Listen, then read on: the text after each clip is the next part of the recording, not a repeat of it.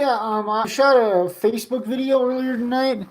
and I thought I'd better go ahead and shoot a YouTube video as well, just because that's what I really care about and what I really want to grow on. So,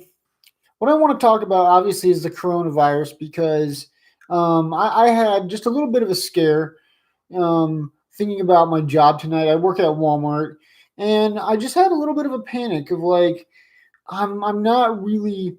taking this seriously enough, and I'm sure everybody, okay, everybody understands that, but tonight was like one of the first nights where I was just like, it kind of hit home, like that there really is a virus out there, and I could get it and I could die, and I'm putting myself a little bit at risk, you know, and I guess what I really want to discuss, this quick uncomfortable question, is the economic benefit for certain people who um, something like a virus, you know, like if you, for instance, like take into account, I was thinking about this, like the Spanish flu of 1918 that killed a bunch of people, like one of the worst epidemics we've ever had. The Roaring Twenties happened right after that. Like, is it really like that crazy to think or just speculate that like if not so much that the virus is designed, because I don't think you can prove that ever, but that there is a benefit to the coronavirus for the economy, for like the richer people. And also like everybody else, like like I think that I'm not saying that that makes it right, but I'm saying that like I think that there's people with a lot of money who understand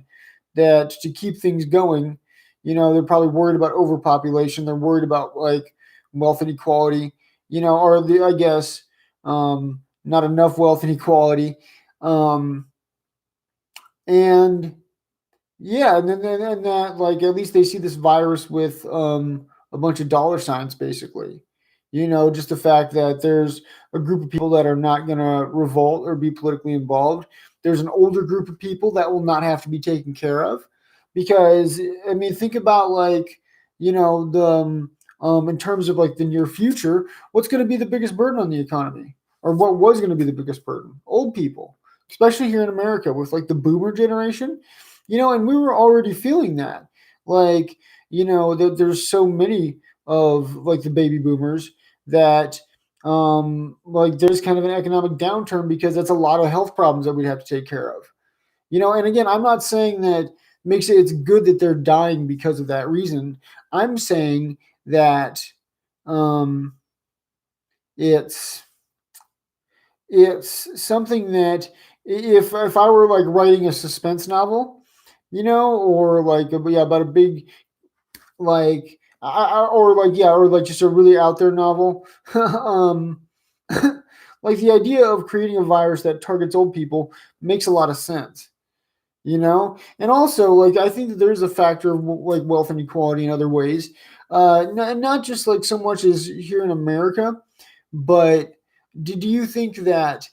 generally, I mean, and I just haven't looked into this, but it kind of makes sense to me that poorer people have more exposure to germs, like, and how like I wonder what the difference is there with like blue collar jobs and also and white collar jobs, and when it comes to germ exposure, and how much of like a differentiation there is between um like lower income people that die or get infected and higher income people that die or get infected. And I want to learn more about that, but it's also something that um is I think a story that can be, or an issue that can be easily manipulated, so yeah, I don't know anything about it, but if you do, like, yeah, let me know. Yeah, thanks for watching. I'm going to bed.